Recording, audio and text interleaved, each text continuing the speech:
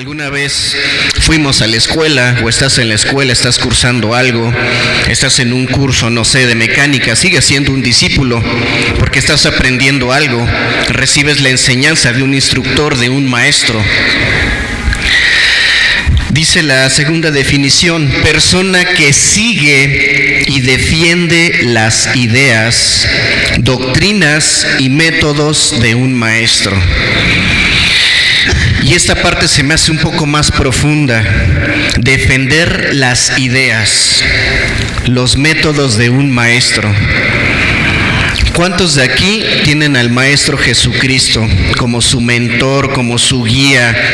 Nada más ellos son los que tienen a Jesús como, gracias a Dios, ya me había espantado. Dije, ¿cómo? Gente que viene todos los domingos y no manches, ya me había asustado. Gracias a Dios. Tenemos bien clara esa parte. Jesús es nuestra guía, es nuestra directriz, es el que nos enseña, pero ¿cómo defendemos sus ideas?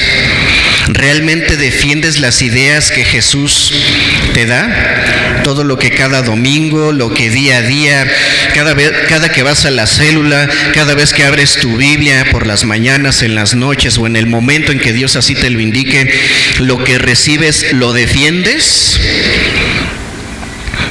¿O saliendo, pues te conviertes en el mismo de todos los días, en el de la rutina? Eso es una cuestión que se llama religiosidad y apostasía, es negar la fe. El no defender las ideas, de entrada, no concuerda con la definición de discípulo que les acabo de dar. Queda claro que es un discípulo, una persona que defiende ideas, que recibe, pero que defiende, que aplica. La siguiente, por favor. Nuestra enseñanza en esta primera parte se va a centrar en Lucas capítulo 7, versículos del 11 al 16.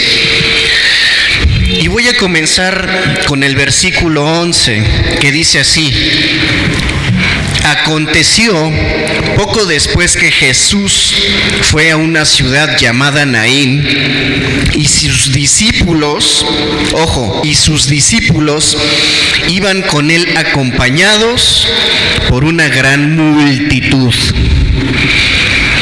Multitud, ¿a qué le suena? Creo que esa es más fácil de definir, ¿no? Aquí hay una multitud. Allá afuera hay multitudes también. En una escuela hay multitudes de igual manera. ¿Ok?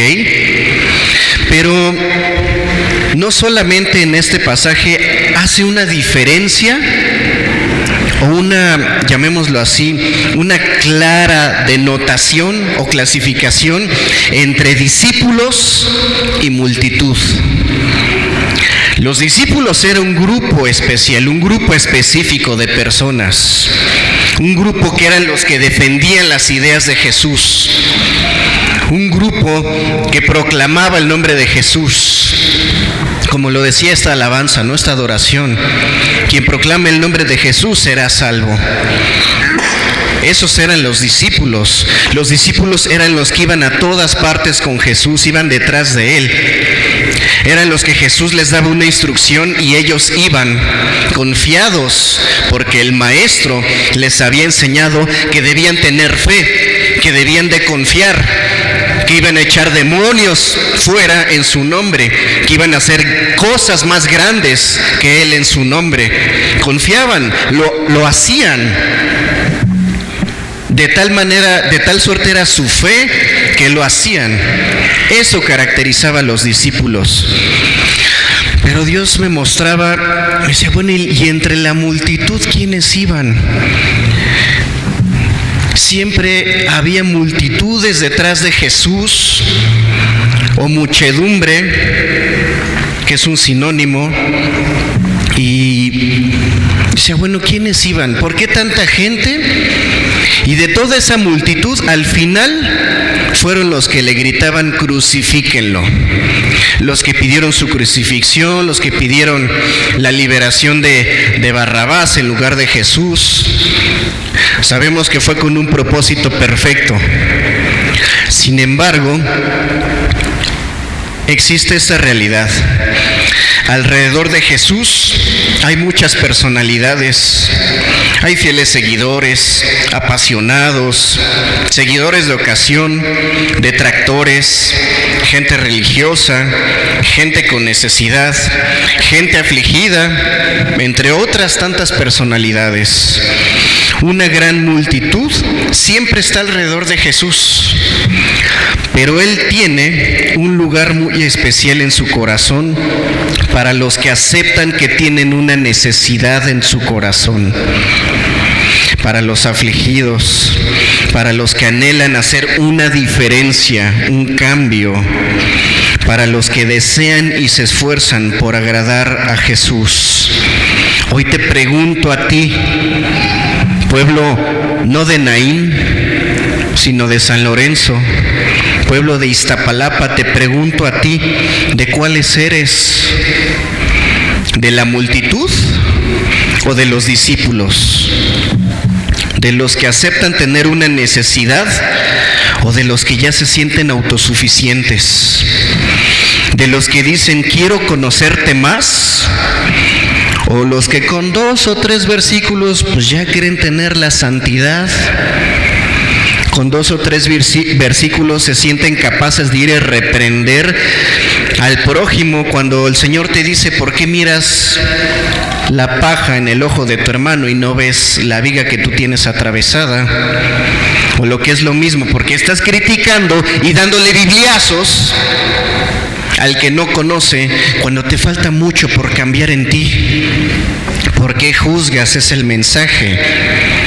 Y te vuelvo a preguntar, ¿eres multitud o eres discípulo? ¿Eres de los que defienden las ideas de Jesús, lo que te ha enseñado?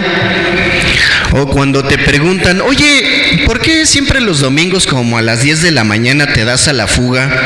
Y yo antes te veía en la barbacoa, o te veía bien crudo, ahí tirado, o ibas al fútbol, no lo sé. Y cuando respondes, es que voy unas pláticas de superación personal, es nada más para ver, para probar, ¿no? Digo, es que siempre es importante conocer de todo, porque pues yo leo mucho y pues vamos a probar a ver qué encontramos ahí. Y como que haces a Jesús a un lado, como que lo escondes y te avergüenzas y dices, ay, que no me vean que voy a entrar ahí. Esa es una manera de no defender las ideas que Jesús ha puesto en ti, de no defender lo que el Maestro te ha enseñado, la doctrina que te ha dado. Esa es una forma de mostrar que eres de la multitud y no discípulo. Otra más sencilla, ya te lo dije, vienes, recibes, escuchas, todo aquel que proclame el nombre de Jesús. Pero cuando cruzas la línea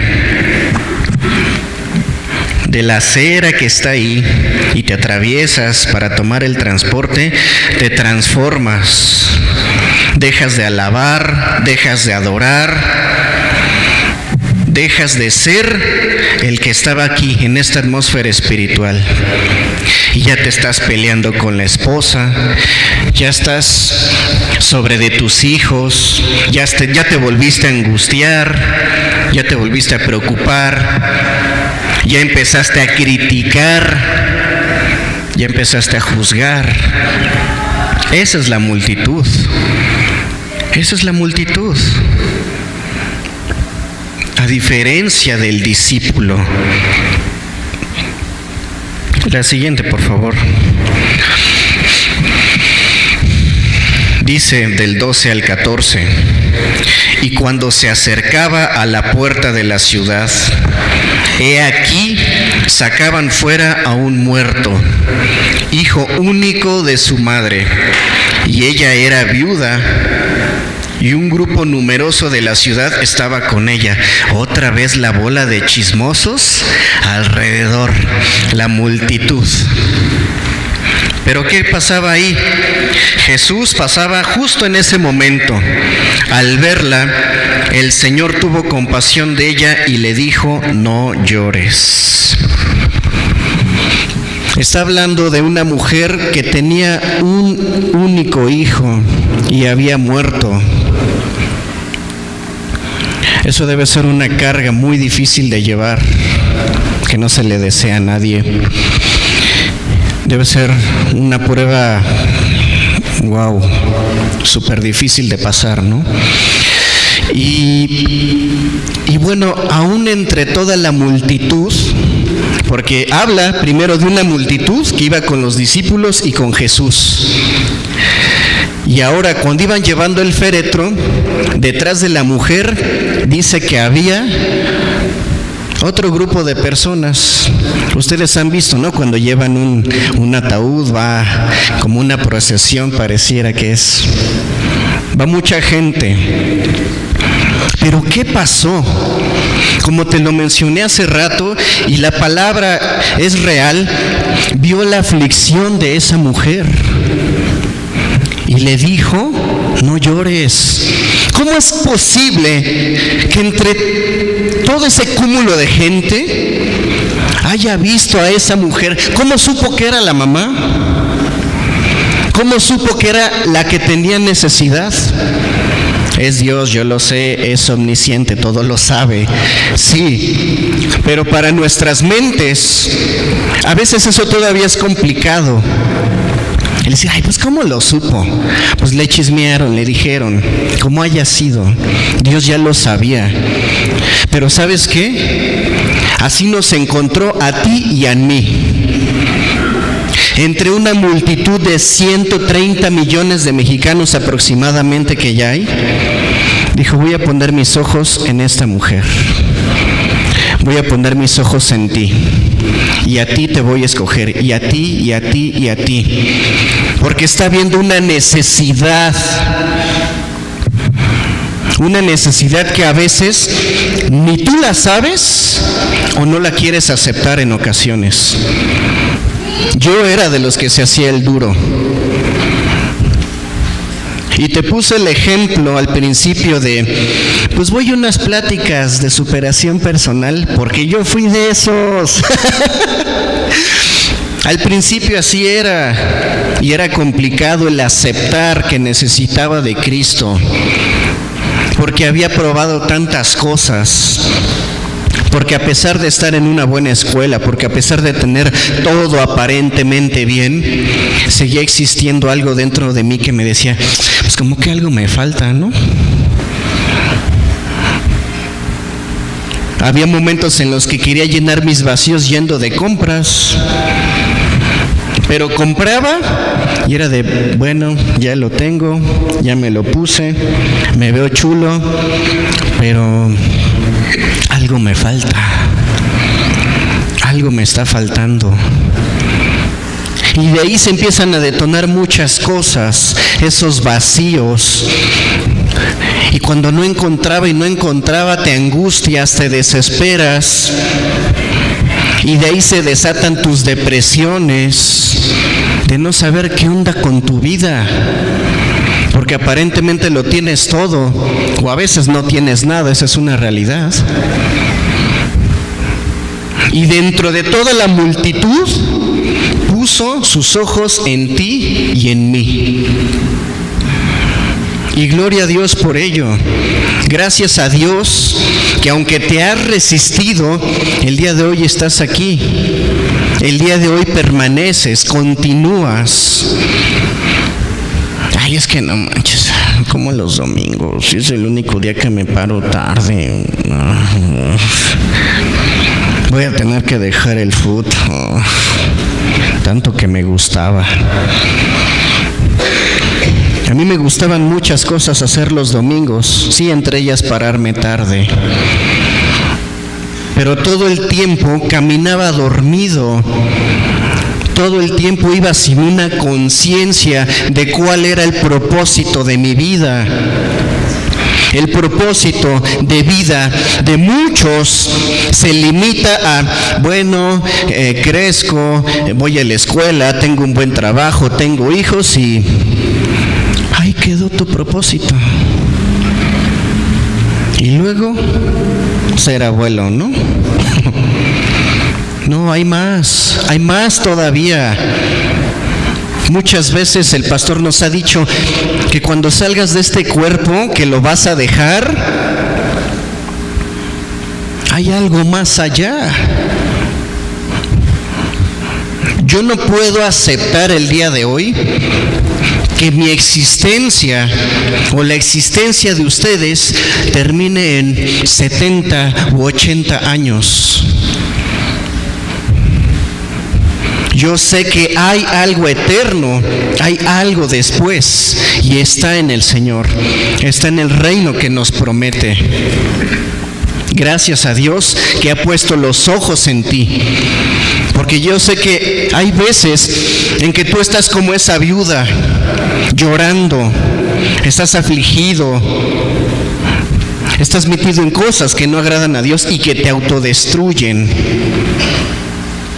Gracias a Dios que pone los ojos en ti de entre toda la multitud, de entre toda tu comunidad te ha escogido a ti. Gracias a Dios. Y me llama la atención que habla que perdió a un hijo. Esta viuda no solamente era viuda, ahora perdió a su hijo. Prácticamente podemos decir que se había quedado sola, sin nadie. Yo sé que muchos hemos perdido tantas cosas en este caminar. Antes de conocer, perdimos mucho. Y por eso estamos aquí el día de hoy. Gracias a Dios que hoy aceptamos nuestra necesidad de Jesús. Gloria a Dios por eso. Poco después de que Jesús se acerca y consuela a esta mujer diciéndole, no llores, no te preocupes, se acerca, toca el féretro y los que lo llevaban se detuvieron. Y Jesús dijo, joven, a ti te digo, levántate, levántate.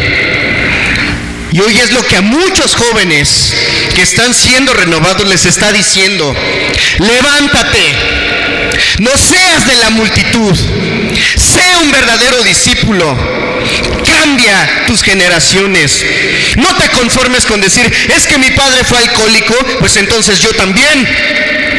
No te conformes con, pues es que mi papá engañaba a mi mamá, pues yo también. Pues es que mi mamá andaba con muchos hombres, pues yo también. Pues es que todos fornican, pues yo también. Pues es que todos se dedican al narco, pues yo también. Conformes con lo mismo, con lo que la comunidad, con lo que la multitud les dicta. Es tiempo de que esos jóvenes se levanten. Sí, yo sé que muchos tenemos la esperanza, sí, van a venir cambiados, van a venir renovados, van a venir transformados. Amén, así va a ser. Así va a ser. ¿Cuántos lo creen? Gracias a Dios, amén, así va a ser. Pero hay un pequeño detalle. Esta palabra también es para ti, padre de familia, jefe de familia, cabeza de hogar, y a las mujeres también, porque son un gobierno, un cogobierno, ¿sí lo saben? Las mujeres que están casadas.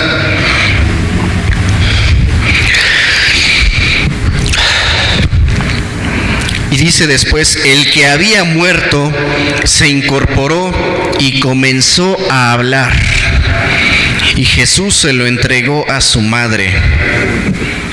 El temor se apoderó de todos y glorificaban a Dios diciendo, un gran profeta ha surgido entre nosotros y Dios ha visitado a su pueblo. lo resucita, qué padre, ya, ahí está tu milagro, ahí está lo que estabas buscando, ya llegó tu hijo de la renovación, qué chido. Pero hay una segunda parte en ese versículo 16 que dice, el temor se apoderó de todos. ¿Cuál temor? ¿Sabes cuál es el principio de la sabiduría? Es el temor a Dios, y es bíblico. Un proverbio nos lo dice, el principio de la sabiduría es el temor a Dios. Por eso dice ahí que se llenaron de temor. Fue tan grande lo que Dios hizo que dijeron, no manches, Dios existe. Dijeron, no manches, un gran profeta ha surgido entre nosotros. No inventes, neta que Dios sí pasó por aquí. Sí pasó por San Lorenzo, sí pasó por tu casa, sí pasó por Bayo, por donde tú vivas. Dios pasa todos los días. Dios pasa y te habla. Dios siempre está hablándote, pero ¿tú le temes? Dios está pidiendo temor a su pueblo. Dios está pidiendo temor, pero a veces no lo hay. Aunque tu hijo venga bien de haber recibido, ¿tú temes a Dios? ¿Vas a temer a Dios? ¿O vas a seguir en tus mismas ondas? ¿Vas a seguir en tu adulterio? ¿Vas a seguir armando escándalos? ¿Vas a seguir en tus dependencias? ¿Vas a seguir en tus falsas ideas? Padres, hoy Dios les está pidiendo que tú te levantes. Dios está haciendo un trabajo allá en esa renovación, pero aquí también. Y te está diciendo, mujer, levántate. Varón, levántate. Y haz una diferencia. No seas de la comunidad. No seas de la multitud. No seas de la muchedumbre. Sé un verdadero discípulo y que ese temor despierte en ti. Decían las abuelitas, ya no hay temor de Dios. O siguen diciendo, no lo sé. Mi abuelita ya no me contó del temor de Dios. Pero es verdad, no hay temor a Dios. Pero eso es en las multitudes. En los verdaderos discípulos sí hay un temor a Dios. De hoy en adelante, si te cuesta trabajo el refrenar tus deseos carnales y obscenos, pídele a Dios, dame temor de ti. Temor a ti para tomar decisiones sabias. ¿Ven cómo está ahí el significado del temor a Dios? Si no temo a Dios, mis decisiones son equivocadas. Me voy en busca de mis deseos, de mis placeres. Y nada funciona. Si no hay temor a Dios, no hay sabiduría en las decisiones que yo tome. Si no hay temor a Dios, ¿para qué me voy a una renovación si allá dejo el temor a Dios? Hoy los que estamos aquí nos dice el Señor, levántate y empieza a sentir ese temor hacia mí. Todo lo que has recibido, defiéndelo. Defiéndelo, defiéndelo con tus acciones. No dejes las acciones aquí. Aquí todos nos vemos bonitos, ya lo sé, menos yo, porque siempre tengo cara así y dicen que estoy enojado. 1000 veces lo he dicho, pero neta, estoy bien. ¿Sí o no? ¿Qué nos cuesta? Pero de verdad, verdaderamente, allá afuera es donde debes de defender todo lo que Dios te da aquí. Allá afuera es el testimonio. Allá afuera es donde te debes de agarrar de Dios. Allá afuera es donde te debes de rendir a Él. No ante una adicción, no ante un adulterio, no ante una fornicación. No te rindas ante eso. Allá afuera defiende tu salvación. Tantas veces Se ha dicho aquí, defiende tu salvación con temor y temblor. Defiéndela, defiende lo que el Señor te enseña, lo que Dios te dice. ¿Me pones el que sigue, por favor? No, ¿sabes qué? Regrésamelo. No estás jugando, me vas a decir. Hay otra parte en Lucas 8, 19 y 20, anótalo nada más, que había otra gran multitud. Y entre esa multitud estaban María y sus hijos y querían acercarse a Jesús. Pero ¿qué es lo que pasaba? Había una gran multitud que impedía que llegaran a Jesús. Les impedían llegar a Jesús. Ahora, no nada más estamos hablando de multitud de personas. A veces esa multitud que te impide llegar a Jesús es la multitud de tus ocupaciones, la multitud de tus ideas, de tus argumentos equivocados, la multitud de tus problemas, la multitud de tus malestares y enfermedades. ¿Qué no Dios ya te dijo que eres sano?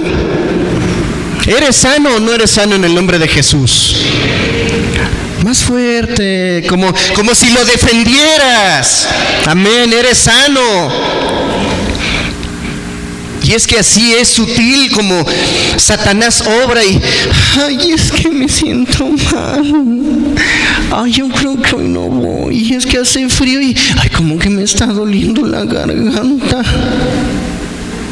Ay, yo creo que mejor me voy a la barbacoa o me echo un tequilita para mejorarme.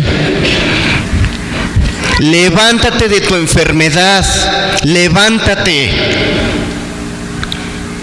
Tu multitud de achaques. Ay, es que como que dormí torcido y no, pues estar así sentado en la congregación, no. Y luego quieren que brinque y que cante, no. Mejor me quedo en casa a descansar, a destorcerme. Me voy a dormir del otro lado para ver si así se me compone el cuello, ¿no? Multitud de enfermedades, multitud de compromisos familiares. Es que son los 15 años de la sobrina. ¿Cómo me los voy a perder? No manches. Es que es el cumpleaños de no sé quién, que me cae re gordo, pero pues va a dar carnitas y pues ya me las ahorré. Mejor voy al cumpleaños. Ya sabe ver pastel y regalos y de reversa mami y todo lo que hay. Yo no sé por qué insistimos en ir a las mismas fiestas. ¿Son las mismas canciones, sí o no? Siempre las mismas. Y ahí vamos. Siempre. Yo por eso ya, no, gracias. Es más importante venir aquí a alabar, a adorar y a sanarme, a garantizar que voy a tener más cumpleaños, porque será una larga vida, y no me refiero a la vida terrenal, a la vida que está más allá, en lo espiritual, en lo eterno. Ahí serán muchos felices cumpleaños, que bueno, en la eternidad ya no importa. El tiempo no tiene sentido en la presencia del Señor. Por eso vivirás tranquilo, sin preocuparte. Si no manches, ya se me hace tarde. No, que ya estoy con el Señor. No manches. Sí, que ya no te vas a angustiar. Ya, todo va a estar relax. Y Dios nos pide que nos preparemos desde ahorita. Por eso cuando te dicen, no te angusties, es porque te quiere preparar para llegar a ese lugar. Desde ahorita empieza a declarar, no estoy preocupado, no estoy angustiado. Mi confianza está en el Señor. Por eso tanto te dicen que no te angusties, no te agobies, no te afanes, no te vuelvas loco con la multitud de ocupaciones. ¿Qué es más importante que venir aquí y conocer de esto que es superior a cualquier enseñanza, a cualquier cosa que tú hayas aprendido? Yo que fui, debo decirlo así, fui un hombre pues estudioso, conocía y veía que los electrones, los átomos y ahora la electricidad se va a transmitir vía inalámbrica y tantas cosas. Y al principio te sorprende, pero cuando ves que la creación de Dios es tan grande, pues digo, no manchen, siempre van a encontrar cosas, y más y más y más cosas. Porque Dios es tan grande que no vamos a alcanzar de comprender muchas cosas que Dios ha creado, por más que los científicos busquen y traten de encontrar, y que la partícula de Dios y no sé qué. Pero al final de cuentas, eso es algo pues limitado en nuestro entendimiento. Y hoy que empiezo a recibir, que empiezo a conocer, digo, es que eso es una cosita así comparado con lo que Dios te está mostrando en su palabra, en la Biblia, cuando te metes, cuando tratas de conocer más y más. Por eso te decía, el discípulo es el que tiene más hambre de conocer, el que busca, el que se mete a la escuela, el que no se conforma con lo que recibe aquí. Esos son los discípulos y los que encuentran el conocimiento superior en la palabra. Pero la multitud, ¿cuál es? Ay, nada más te engañan ahí. Oye, yo no sé, ¿cómo vas a...? ¡Qué ridícula! ¿Cómo vas a que te laven el coco ahí? Todos los lugares son iguales, lo único que les importa es tu dinero. Lo único que les importa es privarte de tus deseos y te quieren manipular. No inventes. Manipulado y esclavo vives de una adicción, de la fornicación, del pecado. Y lo peor del caso es que ni se ha dado cuenta. Ese mismo que te está criticando y picando las costillas de que no vengas, de que no escuches, de que no conozcas, pues vive manipulado por ese tipo de cosas, pero no se da cuenta. Tú hoy te das cuenta. Hoy estás aceptando una necesidad que tienes de parte de Dios. Entonces no hagas caso a las multitudes. Tú ya eres discípulo. Tú ya eres un discípulo, te he escogido. Por más que te hayas resistido, por más que te digan, es que tu lugar está en, no sé, en el filósofo fulano o en las terapias de quién sabe quién. Tú ya tienes un lugar aquí, Dios te ha escogido, te ha llamado. O sea que olvídate de esas multitudes. ¿Qué otras multitudes son las que te impiden acercarte a Jesús? Como le impedían a María y a los otros discípulos acercarse a Él. La multitud de recuerdos que no has soltado. Es que tú no sabes el dolor que yo pasé y no hay salvación para mí, no hay solución. Sí, la verdad es que yo no lo sé. ¿Y a mí para qué me sirve saberlo? El que tiene que saberlo es Dios. Pero si vienes y tu mente está dispersa, está, como que me eché con las uñas, ay, mira, ya cambiaron las láminas, ¿ya vieron? Sí, ya está, con razón ya me veo más blanco. Ese tipo de detalles que ni al caso.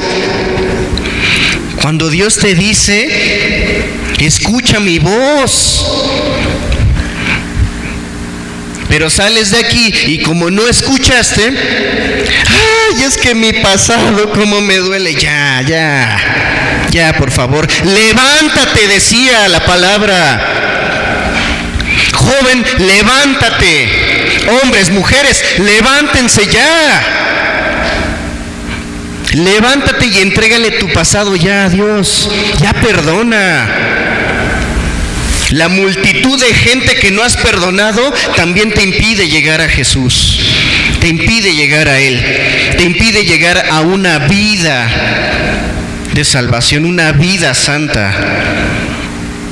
Piensa en cuánta gente no has perdonado. Te doy unos momentitos, piénsale. ¿Quién te la hizo el día de ayer? ¿O quién te la hizo hace tantos años y todavía lo traes arrastrando como un grillete? No, y peor, si te hizo y decía que conocía de la palabra, no, pues ahora menos me acerco. Ahora menos voy a pararme a esos lugares. Porque me engañó, me robó, me hizo y decía que escuchaba de la palabra y decía que era de los discípulos. Esas multitudes también te detienen, también son los estorbos que te impiden llegar a Jesús. Sí, multitud de personas que no has perdonado.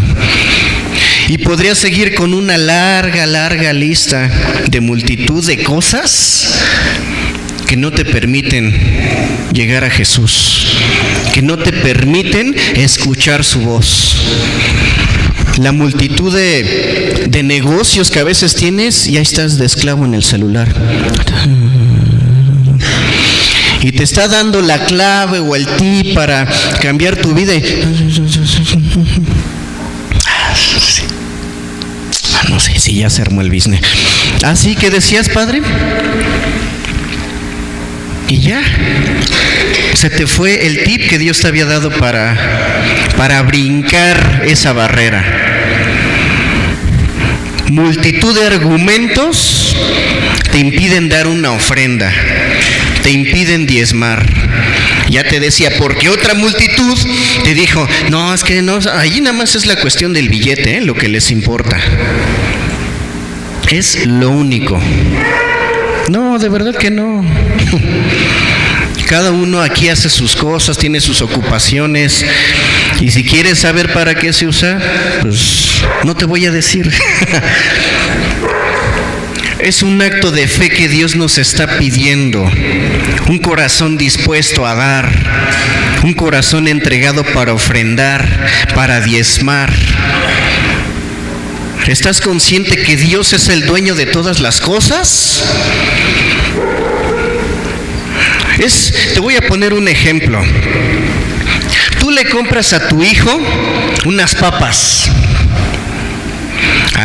Te está muele y muele toda la mañana, toda la tarde, y ya se va a dar la noche y sigue pidiéndote las benditas papas.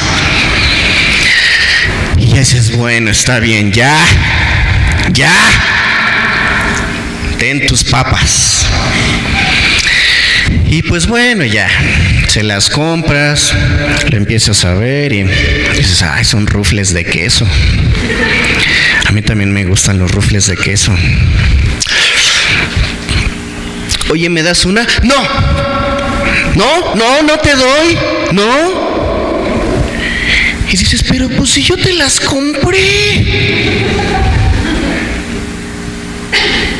No, tú cómprate las tuyas. Esa actitud, te digo, voy a balconear a mi hijo porque así es a veces. Pero no sabes cómo los hijos te reflejan la relación que tú tienes con Dios. Así cañón me la ha proyectado con este niño. Cada vez que me dice, no te doy. Y quiero entrar en ira. Ya me empiezo a sulfurar. Pero en ese momento Dios me dice, ¿y te acuerdas cuando yo te decía, ofréndame y diezmame? Por mí tienes el trabajo que tienes. Por mí tienes el billete que traes en la bolsa en este momento. Y te digo, ¿me das el diezmo? No, nada más quieres mi dinero. Bueno, la ofrenda, no, tampoco.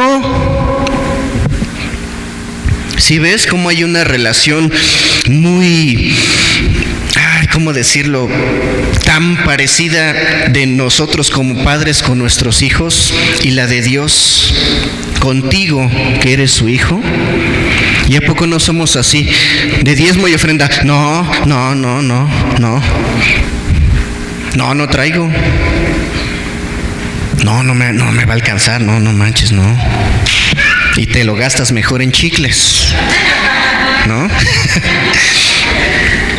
Entonces, vamos a quitarnos la multitud de argumentos, la multitud de voces que has escuchado y confía cuando Dios te dice que abrirá las ventanas de los cielos, cuando tú diezmas y cuando tú ofrendas. ¿Lo crees o no lo crees? Nada más como tres, caray. ¿Lo crees o no lo crees? Y si no lo crees, Dios te dice, pruébame. Échale y verás si no abro las ventanas de los cielos. Él mismo te está diciendo, pruébame. Y yo renuente como siempre, va, cámara. Va, voy a dar. Y me dio, a los años, pero me dio una sanidad emocional, una libertad de adicción, una familia. Era de los hombres solitarios. Me veías entrar solo y salir solo de una congregación.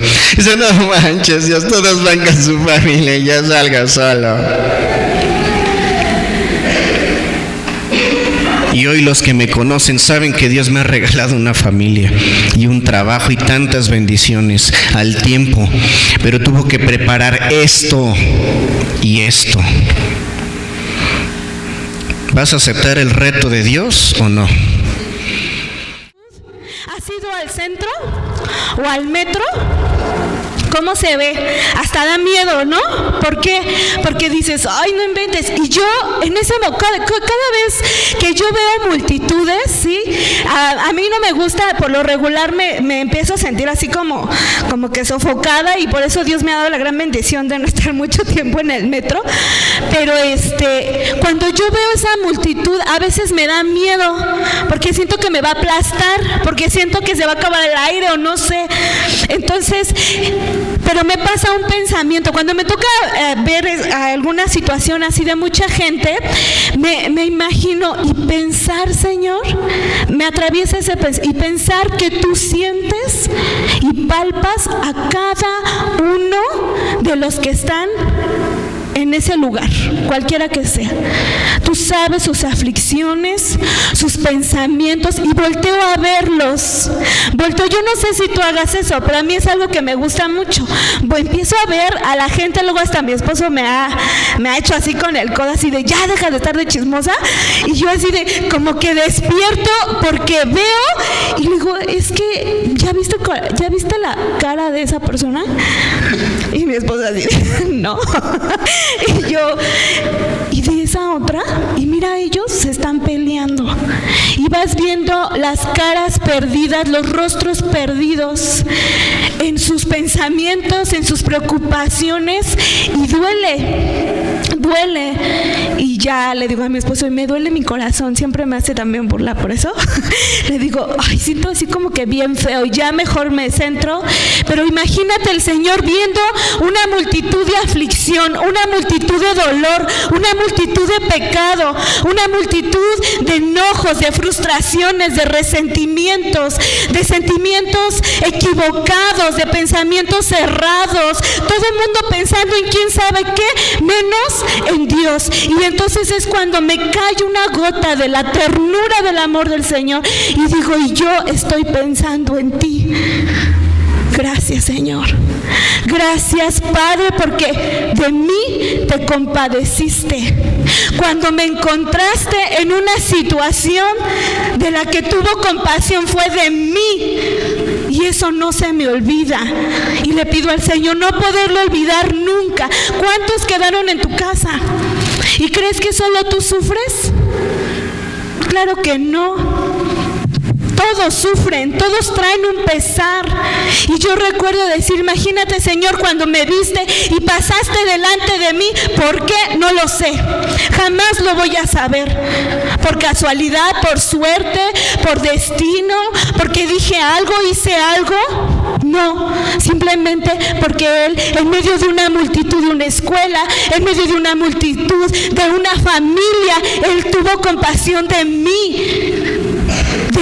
Y dice, no te lo puse en las diapositivas, pero dice compadecer, sentir tristeza al padecer de alguien y desear aliviar su dolor o sufrimiento. Él desea aliviar nuestro dolor. Y eso en lo personal toca constantemente mi corazón, porque no fue nada de lo que yo haya hecho, no fue nada de lo que yo haya dicho, no fue nada que yo fui y compré algo y en eso Dios me dijo, entonces tú, porque compraste. Claro que no. ¿Cuántas veces a ti y a mí nos encontró en medio de un dolor, de un pesar, como una viuda desprotegida, desolada, que necesitaba ayuda, que necesitaba esa protección? Pero seguramente no soy yo la única que lo necesita, son muchos otros, pero Él se compadeció de mí. Se compadeció y yo decía, imagínate, Señor, cuántas veces has de haber pasado yo en medio, envuelta en una multitud, y me encontraste o me viste en un pesar de chisme, de adulterio, de adicción, de fornicación. ¿Cómo te vio a ti el Señor? ¿Lo recuerdas? ¿Lo analizas? ¿Cómo te vio a ti el Señor? ¿Cómo te encontró murmurando, enjuiciando, pegándoles a tus hijos, gritando en tu casa? ¿Cómo te encuentra? ¿Cómo se compadece de ti constantemente el Señor? ¿Cómo se siente la tristeza que tú traes? Más a decir, pues a mí el chisme como que dolor no me causa, ¿no? Pues tu carne no, pero tu espíritu está gimiendo por salirse de cada una de esas situaciones. ¿Cómo te encontró a ti, esclavo, en la cárcel, perdido, sin una familia? ¿Cómo te encuentra a ti? ¿Y de qué se compadeció el Señor de ti? Y a lo mejor es una condición que dices, pues a mí ni me dolía, a mí me gustaba mucho ese. A mí me gustaba mucho la gritería. No, hombre, mira, yo aquí tronaba y todo, y eso era un deleite para ti. Pues sí, pero el Señor, que discierne los pensamientos y los corazones, sabía el dolor, que eso no eres tú, no eres, o te encontró se compadeció de tu pereza, se compadeció de tu flojera, de tu afán, de que andas corriendo. ¿Cómo te encuentra el Señor? En este caso a la viuda se le encuentra en un pesar muy profundo, porque acababa de perder a su único hijo, y aunque hubiese tenido más, el dolor tan profundo de lo que es perder un hijo muerto, no porque se haya ido de casa y que probablemente alguien que ya murió y que ya no va a regresar. Y tú y yo hemos estado en una condición. Quiero que palpes el corazón de la viuda, el corazón de esa desolación, de esa tristeza, de esa amargura. Tú no sabes el enojo a lo mejor que había en ella, porque era viuda, ya había perdido a alguien y luego pierde a su hijo. ¿Cómo se siente en el corazón una desolación, una tristeza, un enojo de por qué a mí me haces esto? Si es que ya conocías del Señor, o muchas veces cuando contendemos con Él y estamos renegando por aquellas cosas que te están siendo quitadas, porque no te convienen, porque ya te quitaron de una multitud, de un trabajo en el que sobornabas, en el que robabas. porque te arrancó de una multitud. Ahí ese grupo de amigas con las que te juntabas y nada más a chismosear, y el Señor te aparta y te enojas, y a veces es necesario que el Señor utilice una puñalada por parte del hombre a tu espalda para que te alejes y entonces lo veas a Él. Una de las cosas que me llama la atención de este pasaje es que la viuda no le pide que lo sane, ¿verdad? Él iba pasando, la vio tocando y percibiendo el corazón de una multitud, pero la viuda nunca le dijo, como en otros pasajes, Jesús, sana a mi hijo, a mi siervo, ¿no? No, la viuda no se lo pidió, la viuda ni lo reconoció, estaba tan en su dolor, estaba tan en su pesar, rodeada de esa multitud, entre chismosos, entre los que sí sentían feo, entre que la compadecían, ay, pobrecita, cómo sufre, ¿sí? Ay, Dios mío, lo que es perder, ay, no, ¿te imaginas? Pero ella no le pide, Jesús, ven y resucita a mi hijo. Es Jesús quien se acerca a ella. Y lo dice en Isaías 65:1-2, dice, fui buscado de los que no preguntaban por mí. Fui hallado de los que no me buscaban. Dije a gente que no invocaba mi nombre, heme aquí. Extendí mis manos todo el día a pueblo rebelde, el cual anda por camino no bueno en pos de sus pensamientos. Y esto le da más gloria al Señor. Yo te digo algo en lo personal, nunca de chiquita dije de 5 años, ay, yo quiero predicar la palabra del Señor. Claro que no, mi sueño era otro, mis deseos eran otros. Yo no pedí estar aquí, yo no pedí llegar a conocer a Jesús, yo no lo pedí, yo nunca lo imaginé, nunca lo deseé. Hoy nuestros pequeños, los que son instruidos, claro que ellos empiezan a tener esas convicciones, pero tú y yo no teníamos nada de Él, y eso le da mayor gloria. Por eso cada vez que tú digas, yo voy, yo hice, yo hago, aguas, porque dice el Señor, yo fui buscado entre los que no me buscaban, entre los que no proclamaban mi nombre. ¿Por qué?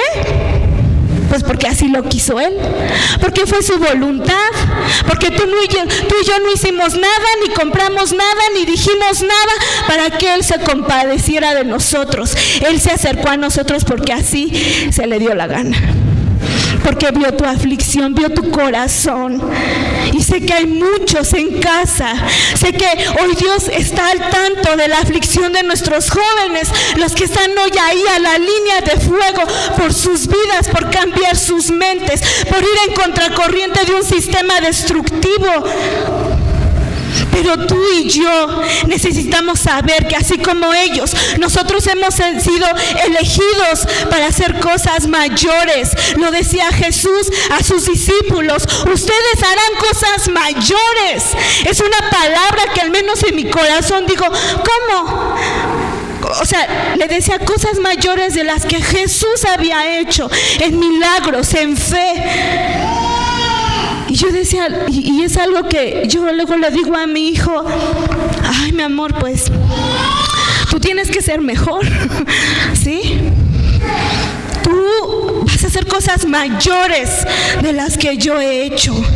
Tú tienes que levantarte más rápido, y no por una exigencia, sino porque está escrito que tú eres elegido. Dios tuvo compasión de mí y por lo tanto lo tiene de mi familia. Pero no hemos valorado esa parte del corazón del Señor. Y si te tiene aquí porque te invitaron, porque te trajeron, porque hay otra vez, bueno, está bien, vamos a escuchar de la palabra. Yo no quería, ¿sí? Yo no quería estar aquí, y menos cuando me empiezan a decir, perdona, deja tus afanes, deja de gritar.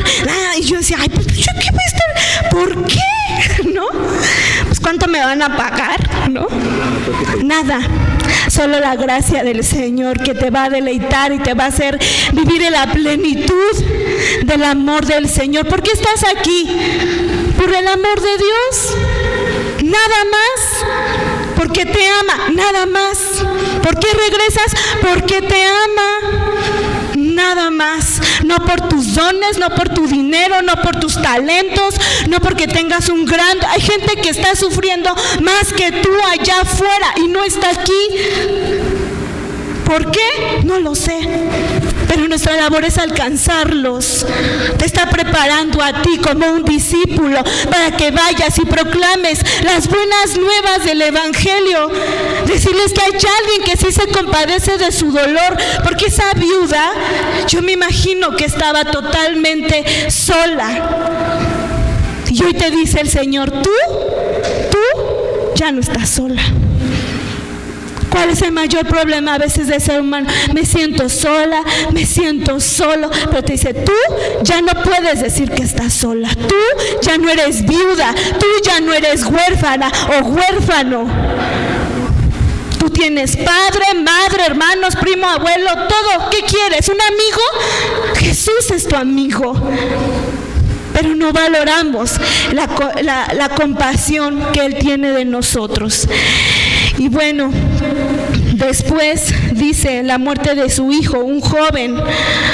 Hoy sabemos y no podemos dejar, ¿verdad?, de seguir pensando en nuestros jóvenes, pero no solo en los que hoy están allá. Ellos están resguardados, ellos ahorita están deleitándose en todos los regalos y las promesas que el Señor les está entregando. Son ellos y son la multitud de jóvenes que el día de hoy se están perdiendo, que están muriendo poco a poco y lentamente. Y yo le preguntaba al Señor en este pasaje, Señor, ¿por qué murió el joven de la viuda? No lo dice tampoco. Entonces mi imaginación empieza a volar. Le digo, ¿cómo es el Señor? Que no dice. Pudo haber sido, era un joven regularmente tiene una buena salud. Un joven pues es activo, ¿sí? Y yo decía, ¿por qué muere un joven en un tiempo como aquel en el que tú resucitaste a este hijo de viuda? ¿Y por qué muere un joven el día de hoy? ¿Cómo es que nosotros podemos encontrar? Yo te lo comparto, trabajo con muchos jóvenes y son una multitud de jóvenes. Y a veces me toca estar delante de ellos y hablarles con el corazón y decirles cuán valiosos son, cuán necesarios son para esta sociedad, y ver que más de uno, si no es que la mayoría, están endurecidos, están muertos, no escuchan. Por ahí uno que otro te llega a poner atención así como, pero están en una situación de verdad, de una escasez y de una ausencia muy fuerte y que claro, duele en el corazón del Señor. Entonces, ¿por qué muere un joven? Deuteronomio 21. La que sigue, por favor, dice, este es un libro, ustedes saben, del Antiguo Testamento, ¿sí? De los primeros del Antiguo Testamento, en donde se establecía toda la ley que Dios les daba a los israelitas para mantener la santidad de su pueblo escogido. Pero fíjate, cuando yo escuché esto dije, ay Dios mío, ¿cómo crees? Sí, dice, cuando alguno tuviere un hijo contumaz y rebelde, que no obedeciere a la voz de su padre ni a la voz de su madre, y habiéndole castigado no le obedeciere, entonces tomarlo su padre y su madre, y lo sacarán a los ancianos de su ciudad y a la puerta del lugar suyo. La que sigue, y dirán a los ancianos de la ciudad, este nuestro hijo es contumaz y rebelde, no obedece a nuestra voz, es glotón y borracho. Entonces todos los hombres de la ciudad lo apedrearán con piedras y morirá así. Quitarás el mal de en medio de ti y todo Israel oirá y temerá. ¿Tú te imaginas que el Señor te diera una instrucción como esa? Era bastante fuerte, a veces muy poco comprensible. Yo le decía, ay Señor, ¿en serio eso está escrito? Pero el Señor me lo daba. Pero para que no dejemos pasar la gracia del Señor y que el día de hoy nuestros jóvenes ya no tienen por qué padecer esto. Hoy nuestros jóvenes ya no tienen por qué vivirse en una condición en la que a la vuelta de la esquina los matan. Y sí, muchas veces, ahora sí que yo leí el versículo y dije, no, pues más de uno va a decir, sí, Señor, yo tengo uno de esos, ¿no? No escucha mi voz, no me obedece, ya lo castigué, ya le pegué, ya lo anexé, ya le grité, ya lo corrí, ya esto, y de todos modos no me entiende, de todos modos no me hace caso, no obedece, es glotón y es borracho. Glotón todo lo quiere para él y borracho se vive los excesos. Él quiere todo para él, es egoísta, es desconsiderado, es ingrato, es enojón, no me respeta, no valora lo que yo hace, etcétera, etcétera, etcétera.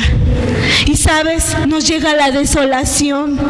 Yo veo tantas mamás que se me acercan y me dicen, es que llorando, me dicen, de verdad ya no puedo con mi hijo, ya no puedo con él, no le entiendo, no, lo quiero alcanzar, lo quiero abrazar y me rechaza. Me dice que yo no tengo un amor para él, que no le hago caso, pero es que yo trabajo, pero es que su papá también ya me dejó, pero es que, y entonces llega la desolación y la tristeza a un corazón de una mujer o de un hombre que llora y se desola por su familia. Para los que tenemos hijos pequeños y que sabemos que van a crecer nuestros hijos, ¿ya pusiste tu confianza en el Señor? O cuando se te emberrinchan, ya no sabes qué hacer con ellos. Dice el Señor, no los maten, porque por eso ya morí yo. No los acuses, no los condenes, pero te has de tener hijos como tú. Fíjate nada más lo que está saliendo de nuestro. Pero un día tú pagarás lo que me estás haciendo. Y los condenamos y los arrojamos a una condición de destrucción que ellos, pero si así, captan. Y entonces se meten al alcohol, a las drogas, a relaciones destructivas. ¿Qué esperabas? ¿Qué esperabas si la primera condenación y la primera pedrada ha sido de tu boca y de tus manos y de tus gestos hacia ellos? Tengamos mucho cuidado. Y si hoy el Señor no teme tocar a los muertos, cuando se consideraba una condición inmunda. Decía en el Antiguo Testamento que no se debe tocar a los muertos porque te vuelves inmundo. Y Jesús no le importó tocarte a ti y a mí, así de muertos como estábamos. No le importó si ya tenías 3 días o 2 meses o 10 años de apestado o apestada, porque ya estábamos muertos. Porque tal vez hubo algo tan profundamente que lanzaron a nuestro corazón que nos hizo morir. Ya no sentíamos ni nos deleitábamos en nada. Y dice, resucitó a este joven y habló. A ti ya te resucitó, a ti ya te levantó, a ti ya te dijo levántate, como decía Dani. ¿Qué sale de tu boca el día de hoy? ¿Qué sale de tu boca? ¿Maldición? ¿Enojo? ¿Gritería? O bendiciones para ti y para tus generaciones, declaraciones de fe. Dice, y le proclamaban que se había levantado un profeta. Tú proclamas a Jesús como un profeta en tu vida, le has creído sus promesas, que tú y tu familia serán salvos en el nombre de Jesús. Lo crees, lo confiesas, lo proclamas. ¿Qué es proclamar? Decir, Señor, yo te creo, yo confío, yo te entrego, Señor, pongo a mis hijos, aun cuando estén en la línea de fuego y casi muertos, que tú los vas a levantar, Padre. Dame la sabiduría, porque ese hijo me lo diste tú, porque yo puedo, tomada de tu mano por él y por ella, en el nombre de Jesús. ¿Quién lo cree?